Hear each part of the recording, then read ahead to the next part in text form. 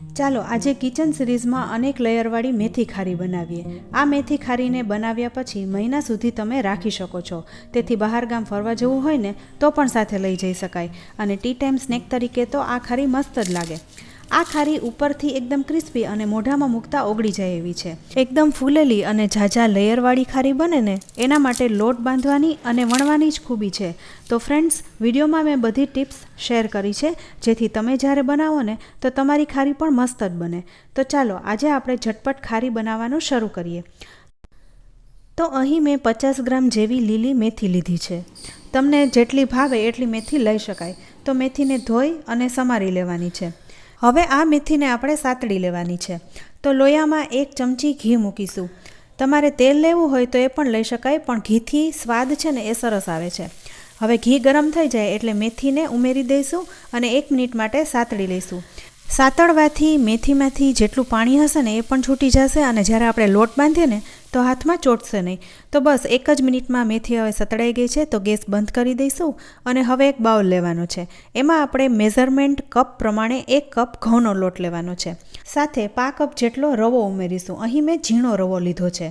જો તમારી પાસે મોટો રવો હોય ને તો એને થોડો મિક્સરમાં ક્રશ કરી લેવો. રવો ઉમેરવાથી મેથી ખારી છે એ થોડી ક્રિસ્પી અને ફરસી લાગશે. સાથે હવે સ્વાદ પ્રમાણે મીઠું ઉમેરી દઈશું અને અજમો ઉમેરીશું. અહીં અજમાને હાથમાં થોડો મસળીને ઉમેરીશું એટલે સુગંધ સારી આવે. હવે મેથી સાથે ટેસ્ટ બેલેન્સ થઈ જાય ને એટલા માટે 1 ચમચી જેવી ખાંડ ઉમેરીશું. આખી ખાંડ ઉમેરી દેવાની છે. આ ખાંડ છે એની મેળે ઓગળી જશે એટલે દળેલી ઉમેરવાની જરૂર નથી. સાથે મોણ માટે 2 ચમચી ઘી ઉમેરવાનું છે. ઘીથી એક તો વધારે ટેસ્ટી થશે અને વધારે ખસ્તા થશે. તો ઘી ઉમેરીને બધું સારી રીતે મિક્સ કરી લેવાનું છે.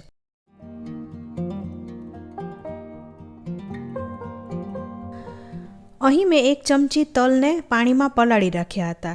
એટલે આપણે જ્યારે ખારી તળીએ ને તો લોટમાંથી તલ છૂટા ન પડી જાય. તો તલ ઉમેરીને હવે સાતળેલી મેથી પણ ઉમેરી દઈશું. સાથે હવે બધા મસાલા કરી લઈશું. તો 5 ચમચી હળદર, અડધી ચમચી લાલ મરચું પાવડર અને 5 ચમચી જેવી હિંગ ઉમેરીશું. હિંગ ઉમેરવાથી વધારે ટેસ્ટી લાગે છે. હવે પહેલાં લોટમાં બધા મસાલા મિક્સ કરી લેવાના છે અને લોટ બાંધવા માટે મેં અહીં પોણો કપ જેવું પાણી લીધું છે. તો થોડું થોડું પાણી ઉમેરતા જઈ અને લોટ બાંધતા જવાનું છે. આપણે આમાં રવો ઉમેર્યો છે ને એટલે એ વધારે પાણી પીશે. તો બસ થોડું જ પાણી ઉમેરીને આપણે મીડિયમ સોફ્ટ લોટ બાંધી લેવાનો. તો અહીં લોટ બાંધવા માટે 1/4 કપથી થોડું વધારે પાણી જોયું છે. હવે લોટ બંધાઈ ગયો છે તો આ લોટને આપણે 10 મિનિટ રેસ્ટ આપીશું. હવે આપણે એક સાટો બનાવવાનો છે. તો એના માટે 4 ચમચી જેવો કોર્નફ્લોર લેવાનો છે. જો કોર્નફ્લોર ના હોય તો મેંદો લઈ લેવો અથવા તો ઘઉંનો લોટ પણ ચાલે. હવે આમાં 3 ચમચી જેવું ઘી ઉમેરી બધું મિક્સ કરી લઈશું. તો એકદમ ક્રીમ હોય એવું ઘાટું એનું ટેક્સચર થઈ જશે. તો હવે સતત મિક્સ કરી લેવાનું છે. જ્યારે તમારે આવી ખારી બનાવવી હોય ને ત્યારે આ સાટો રોટલી ઉપર લગાવો ને તો એનાથી લેયર બધા ખુલ્લા થઈ જાય છે. હવે 10 મિનિટ થઈ ગઈ છે તો લોટને રેસ્ટ પણ થઈ ગયો છે. તમે અહીં જોઈ શકો છો ખાંડ અને મીઠું છે એ સરસ રીતના ઓગળી ગયા છે. લોટમાં રવો ઉમેર્યો હતો ને એટલે લોટ થોડો કડક પણ બન્યો છે, પણ આપણે થોડો કૂણવી લઈશું. હવે લોટમાંથી મોટા 4 લુવા બનાવી લઈ તેમાંથી મોટી રોટલી વણી લઈશું. તો રોટલી વણવા માટે આપણે થોડો કોરો લોટ લઈશું અને મીડિયમ પાતળી રોટલી વણી લેવાની છે. અહીં તમારે જેટલા લેયર પતલા કરવા હોય ને એટલી રોટલી પાતળી કરવાની. જો રોટલી તમારી જાડી હશે ને તો લેયર પણ જાડા થશે. તો હવે રોટલી વણાઈ ગઈ છે. તો આ રોટલી ઉપર આપણે સાટો લગાવી દેવાનો છે. જે આપણે ક્રીમ તૈયાર કર્યું છે ને એ લગાવી દઈશું. હા, બહુ વધારે પડતું ના લગાવવું, પાતળું લેયર જ કરવાનું. હવે એની ઉપર કોરો લોટ છાંટી દેવાનો છે અને બંને બાજુથી આપણે રોટલીને ફોલ્ડ કરી લઈશું. બધી બાજુથી આપણે રોટલીને ફોલ્ડ કરીએ તો વચમાં સ્ક્વેર થાય એ રીતના આપણે ફોલ્ડ કરી લેવાની છે. તો પહેલાં બંને સાઈડથી ફોલ્ડ કરીશું, ત્યારબાદ એની ઉપર પણ સાટો લગાવી લઈશું અને કોરો લોટ છાંટી લઈશું.